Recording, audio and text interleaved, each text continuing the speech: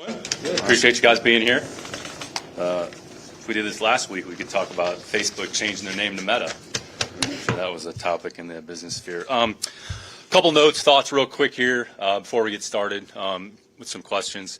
Just a quick note by the Astros. I know everybody was kind of glued to their chair. Bittersweet end, but honestly, like, great organization, great team. They had a great season, accomplished a lot. You know, came up a little bit short in the end, but just a credit to what they've done, what they're doing. Honestly, both teams, when you look back at kind of what Atlanta has gone through and kind of what Houston, the Astros have gone through. But just as it pertains to the Houston Astros and the city of Houston and the level of interest and the joy that was brought over the last couple of weeks, you know, credit to them. The season ended up a little bit short, but great season nonetheless. It was fun to follow them and watch them, whether it was Dusty, the players, just watching those games, just the strategy and just how much actually goes into it. It's similar to football, different, but there's some similarities really to football in a lot of different respects. As it pertains to the roster, so basically where we're at here currently, so we're at 52 players on the roster with the release of Vernon yesterday, the trade of Charles, and added Hardy Nickerson from the practice squad to the roster. So that puts us at 52, so have an open roster spot. I'd say that's pretty fluid, whether or not we fill that today, tomorrow, a week from now, whenever it is. And then 16 on the practice squad with the two new additions, and Chris Smith, the defensive end, and TJ Green, the corner. So that's where we are on the roster-wise. Just speaking on a couple different topics or items here quickly as it pertains to Deshaun. So going back to training camp when we kind of got together, it was our first opportunity to get together as a group. You know, we essentially said we're going to take it one day at a time. We're going to assess the situation, take the information that comes in, be respectful of everybody and all the parties that are involved. I would say with Deshaun, including other players, I would say throughout the league, there was various levels of discussions specific to him and then specific to some other players as well. In the end, there was no trade that came to fruition. So I don't really have any comment about some of the logistics and the mechanics about what happened, what hasn't happened, what did happen. I would say that's where we are here for today. I actually talked to Deshaun here this morning. He and I had a conversation, so we're moving forward. We'll evaluate that situation, you know, as we move along here. Okay. As it pertains to the team, just relative to where we are, look, we're 1-7. Nobody's happy with where we are. You know, I think all of us need to be better, myself included. Myself, players, coaches, we're all accountable. We all need to do a better job with our performance, and we're going to try to figure out ways that we can do that. I think any time that you put a program in place, you're trying to build a program, I think all of us understand there's going to be some bumps that come along the way, and we've been competitive in half the games, and then half the games we haven't been competitive, and some of that is self-induced, some of it is some of the things that we've done. I think there's a level of accountability in this building that's refreshing, that everybody realizes we're all a part of this and we all need to do better, and that's what we're going to do. We're going to take it one day at a time. Our goal for the rest of the season and each week is to try to focus on each our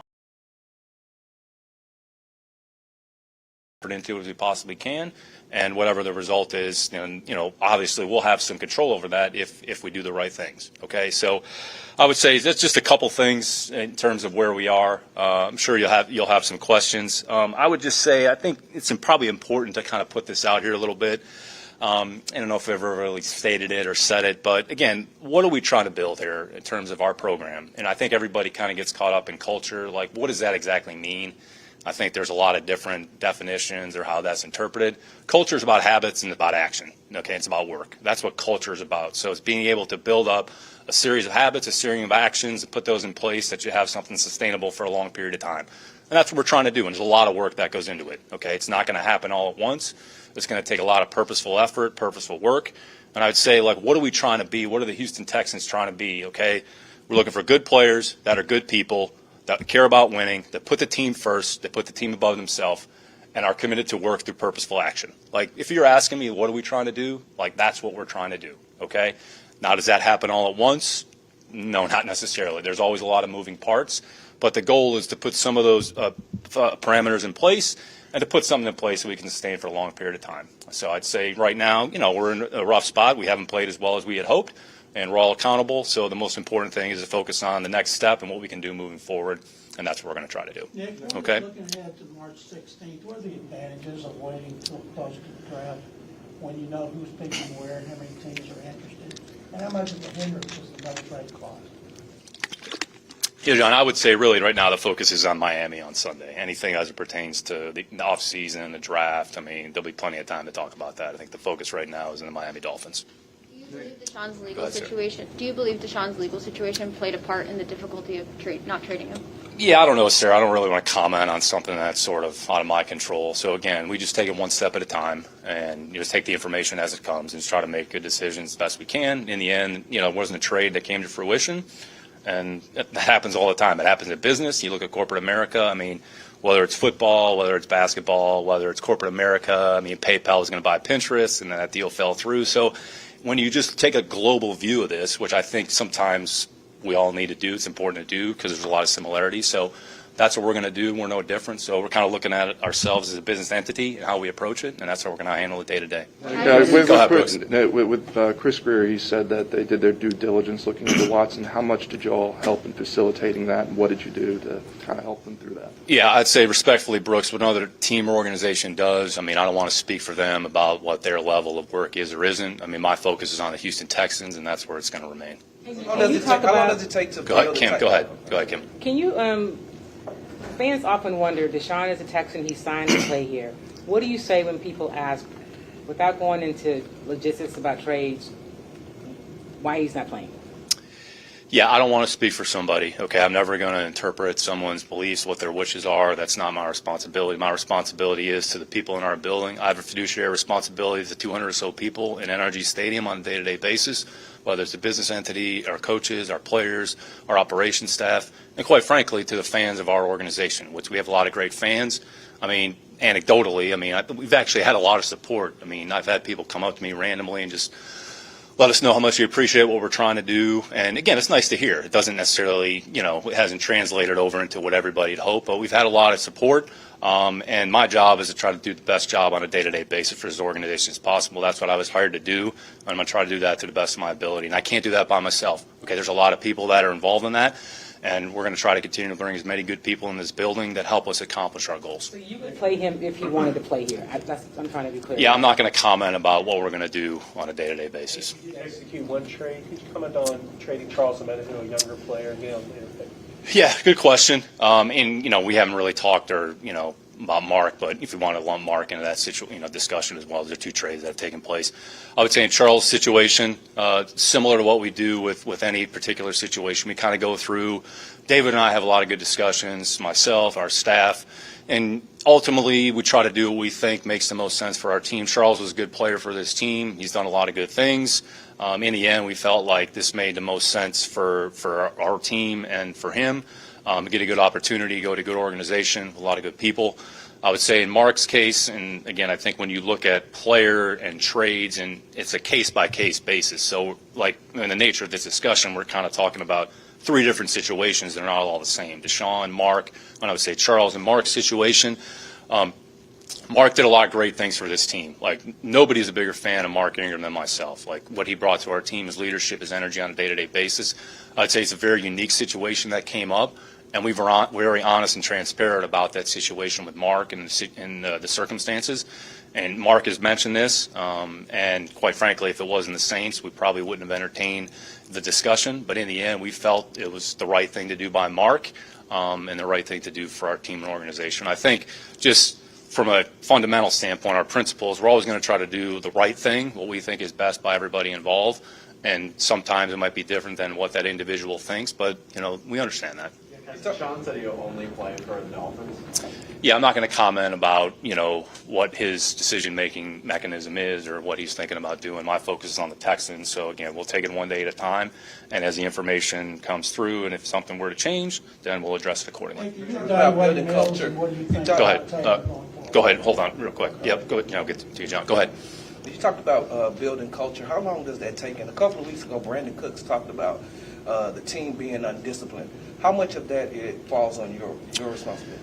Yeah, we're all responsible. I think at some point we're all accountable for our actions and our patterns of behavior. Some of this is behavior science-based, so what your actions usually say and give an indication about what you believe in. And I think you have to be purposeful. And quite frankly, I would say, and this isn't specific to the Houston Texans, I'd say it's throughout the league, Some players are more committed than others. That's just the reality of what goes on. And our job and responsibility is to try to maximize whatever somebody has. And if someone's not maximizing what we feel is the best, then we have to find somebody else to do it. And ultimately, the players are accountable to themselves. So we can have as much accountability from an organizational standpoint, from a coaching staff standpoint, but most importantly, the players are accountable to each other, because when they go out there on Sunday, when there's, you're on the field, you're relying on the guy next to you, okay? And I would say, just speaking from experience, I mean, there's a multitude of examples outside of Tom. Like, let's not talk about Tom, but I would say just anecdotally, and I would say we have some players on this team that have the same sort of mindset.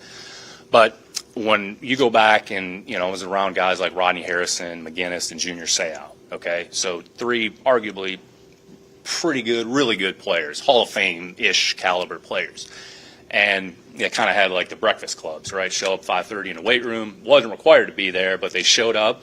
And if a guy was late, they'd say good afternoon, and it was kind of a, hey, not, but they kind of needle each other to push each other. Or say I'll going in the weight room at 5:30 in the morning and literally playing Mike linebacker and simulating like the call and positioning. Okay, so again, is that extreme? It depends on the lens through which you look through it with, right? So your level of commitment and your focus, and I would say we have a lot of players on this team that have those similar habits. I would put Brandon Cooks at the top of the list, okay? So we have players that have that level of commitment, and ultimately, if you want to be great and you want to have sustained success, that's arguably what it's going to take from however many players you have on your team. John, go ahead. Yeah, can you please give us an evaluation of Mills at this point? And also, what do you think about going back to Tyrod? What's an advantage of that? Yeah, we'll talk about Mills specifically first. I would say, and Davis has said this, there's been some good plays, and there's some plays that, he would probably want to have back. So at times he's played okay. He's made some good decisions. He's made some good throws. Other times he's probably made some sort of ill-advised plays or throws. You go through the league, I would say specific to the rookie class, he's probably been, other than Mac, probably as competitive as the rest of them. So, again, he's got a lot of work to do. He's got a lot of progress in front of him. He's made some progress in some areas. There's certainly some areas that he can improve, and he's certainly committed to doing that. Real quick, to your second question, Tyrod, I would say he'll practice today, and we'll evaluate it day to day, and ultimately we'll do what we feel is best for that particular week. What we feel gives us the best chance to win the game. So if Tyrod is prepared to play and we feel that's the way to go, then we'll go with him. If we feel that Davis is the way to go, then we'll go with Davis. Nick, you brought up the Astros and Braves at the start of this. So fans want to know, how far away are you away from the franchise to get to that level? That's what people want. Sure. I don't have a crystal ball. It's going to take a lot of work. I'd say however long we've been here, 8 months, whatever it's been, into sort of building a program and kind of putting a program in place. There's a different arc. Again, they're not all the same. There's some similarities. I would say when you just study organizational behavior, study organization, study the leadership models, look at different teams. The Braves went through a pretty rough patch there for a long time. I think A.J. Minter, there was a video of him, just some comment, 3 or 4 minutes, about kind of everything that they've gone through and what they went through to get to this point and what it took. And I would say you all know better than I do, but there was a period from 06 to 14, right, just organizationally, where the Astros had, they had some challenges, but they were able to overcome those. You look at the NBA, Phoenix Suns. I mean, they were like the worst team in the league in whatever year that was, and they went to the NBA Finals last year. No, I'm not saying, okay, that's going to happen tomorrow or it's going to happen next year. Again, there's no crystal ball. There's no timetable. That's all we can do is just stack up the days, put some building blocks in place, and try to make continual improvement on a day-to-day basis. And then the results, I would say, will take care of themselves. But it takes a comprehensive effort from essentially everyone in the building. And quite frankly, we got a lot of great people that are in our building on a day-to-day basis, which some of you don't see. There's kind of the unseen group that work in some of our other areas, football operations, data technology, sports science. So we're continually adding those people to the building that we think can help us and help serve the players, because ultimately their job, our job, is to serve the players and help the players so we can go out there and perform and optimize their performance on a Sunday on a weekly basis. So that's where we're trying to get to. Are we there yet? Absolutely not. Do we have a lot of work in front of us? You betcha, okay? But no one here is, and I'll speak for myself, is afraid to roll up their sleeves and understand the massive amount of work that it's going to take. And that's the beauty of it. That's the challenge of it, okay? I'll speak specifically from my experience. I've been in football 30 years, going back to high school, college, and however many years, 21st year in the league, I've had 2 losing seasons, like my whole entire career. So, okay, that's the reality of life. Sometimes you're going to face some challenges. Sometimes you're going to have to deal with things. That's okay. Like, that's why we're here. We're trying to improve, try to fix problems, try to find solutions, and try to move forward. And that's what we're going to try to do. Christy, go ahead.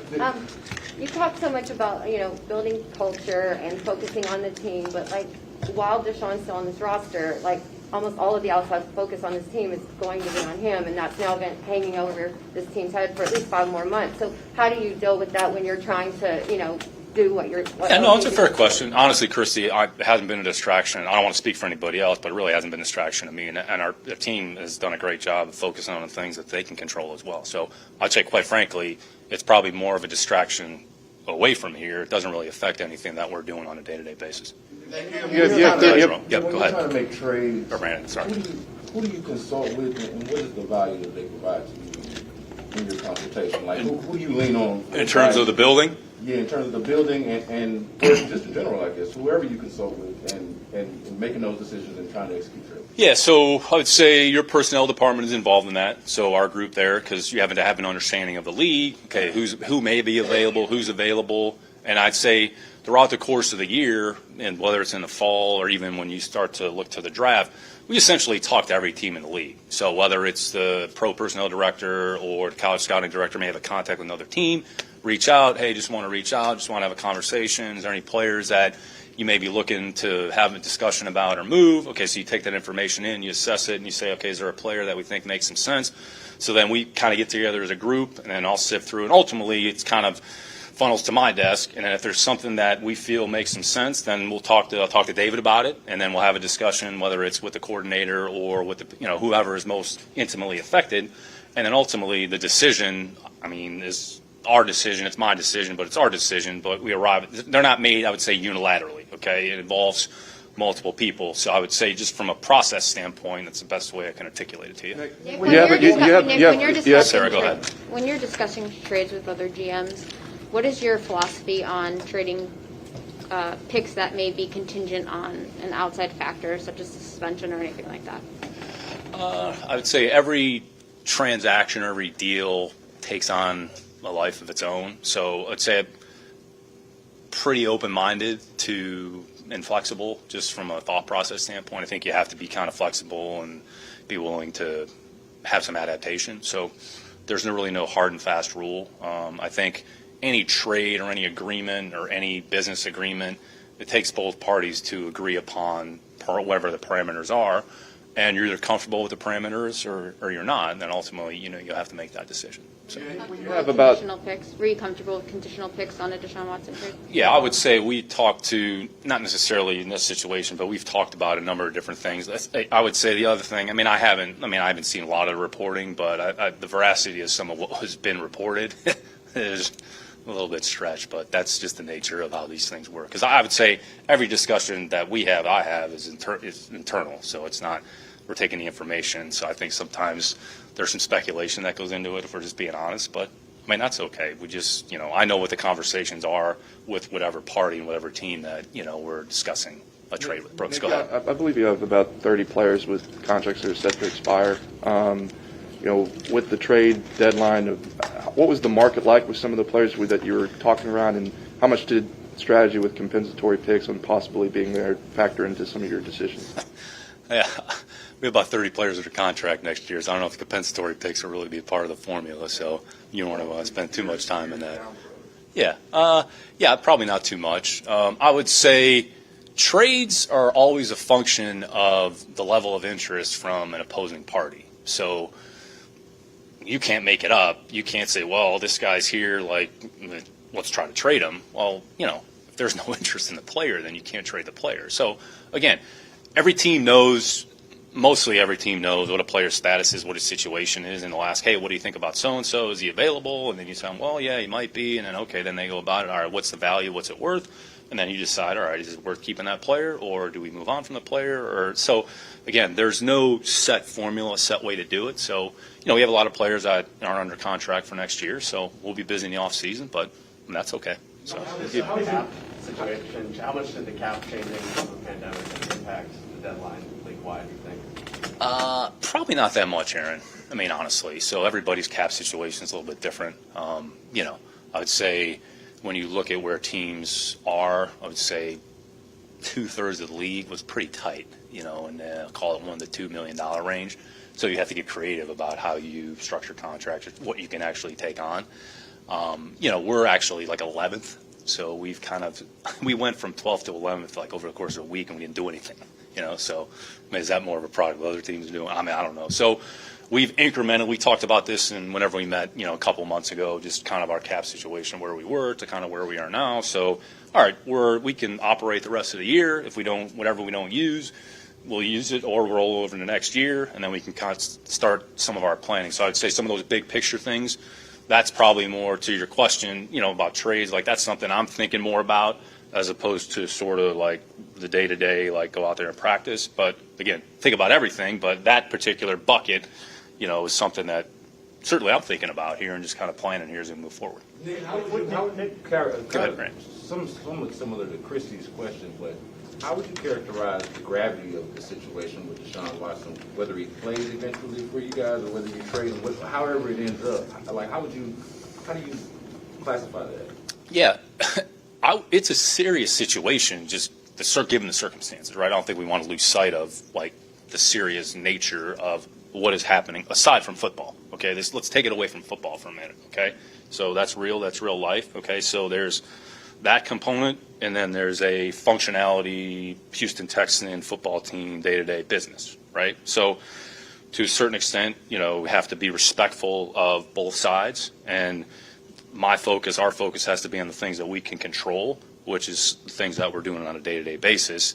And if there's some information or something materially that changes that affects on the outside, that affects what we do or what's going on with us, then it'll obviously have a little bit more of a bigger impact. If that answers your question. Nick, Whitney Merciless said this organization has problems that start at the top. When you hear that from a former player, how do you take that in? What's your response to that? And when you hear something like that, how difficult is it to emphasize culture when a guy that was here says something like that? Yeah, I have a lot of respect for Whitney and what he's done. I certainly don't agree with what he said, so I'm not sure of the exact context of how that was said or what he meant by that. So, again, if there's more clarity about what that means, again, like, we have a lot of great interactions. I would say just players have come up to me about how much they love being here, that they want to be here, they want to stay here, the things that we're doing, they believe in. So, again, it depends on the lens through which you look through it. Okay, again, I have a lot of respect for Whitney. He's been a good player for a long time. So, not exactly sure the context or what he was implying. And if there's more clarity on that, certainly love to answer that. So, With one we'll take the last two here. Yep, go ahead, Brooks. Yep. In relation to Tyrod Taylor and if he's available to play and such, I mean, you talked about him giving you the best chance to win. Whenever you look at and evaluate a team, is it more difficult to see what players and evaluate players and when losses are as wide as they are? What is the value of like bringing in Tyrod to play when, you know, maybe the chances of a playoff are slim? I mean, when kind of looking at those in the total evaluation? It's a good question. I think really what you have to do is each week is its own entity. Okay, so you have to evaluate the week, evaluate the team in front of you, and evaluate your team and say, okay, what are the things that we need to do in order to give ourselves a chance to be successful on Sunday? And who gives us the best chance to do that? I mean, forget about anything else. That's what we're doing. And I would say there's certain areas that, quite frankly, we haven't done very well. We haven't been, you know, tackling, penalties, turnovers, and big plays. Like those areas, like, you know, I'm not going to sit here like we haven't done a good job in those areas. So that's a collective effort. That's all of us. It's players. It's myself. So we have to find ways to improve that. And if we can improve in those areas, then we'll give ourselves a better chance. When you actually just specific to turnover margin, so not to like just focus in on one area, when you just evaluate the league and you go through the league, okay, turnover margin, I think the top 6 or 7 teams right now, their turnover margin, whatever they are, plus it's like 5 or 6. I mean, other than Indy, you know, Indy's record is, they're a good team, but their record doesn't necessarily say that they're a good team. They're like second in the league in turnover margin. The rest of the teams are some of the best teams in the league and have a pretty good winning percentage. And we're 23rd in the league in turnover margin, and the teams below that are, you know, our records are similar. So not to like oversimplify like taking care of the ball, but we've actually looked at this. If you're 0 in the turnover margin, like you increase your chances, like you have a 70% chance of winning. If you're +1 in the turnover margin, you're like 83% or 80%. And if you're a +2 on the turnover margin, you're at 93%. So again, forget about anything else. okay? If you just focus on that, at least you give yourself an opportunity to be in a position to potentially, win a game. And there's times when we've done that, and there's other times that we haven't. I mean, that's the truth. So, not to oversimplify it, but, that's part of it. So we'll take one last question in the back. Yep. Nick, the fans are used to having a good product on the field, and this year it doesn't look that way. As someone who makes the decisions as far as putting product on the field, what would you say to them to keep them encouraged going forward? Yeah. I mean, look, we need to do better. We all need to do better. We're accountable. I'm accountable to this organization. We're accountable to each other. And we just have to find ways to improve and get better. And that's our responsibility, not only to each other here in this building, but, to our fans as well. And that's our commitment. And we're going to work as hard as we can and do the best we can here on a day-to-day basis trying to improve that. Okay? Go ahead, Aaron. You look at other professional teams, other sports. No one lasts more after that. Other sports that have, been trying to rebuild, trying to build their franchise, or whatever you want to call it. Is there anything instructive from looking at NBA, Major League Baseball, and other organizations? Yes. I mean, you're really, again, this goes back to behavioral science and organizational structure. So you look at, I would say, maybe, and again, they're not all the same. You can't just say, well, this team did this, we're like this. So you have to try to look at some maybe elements that may be similar.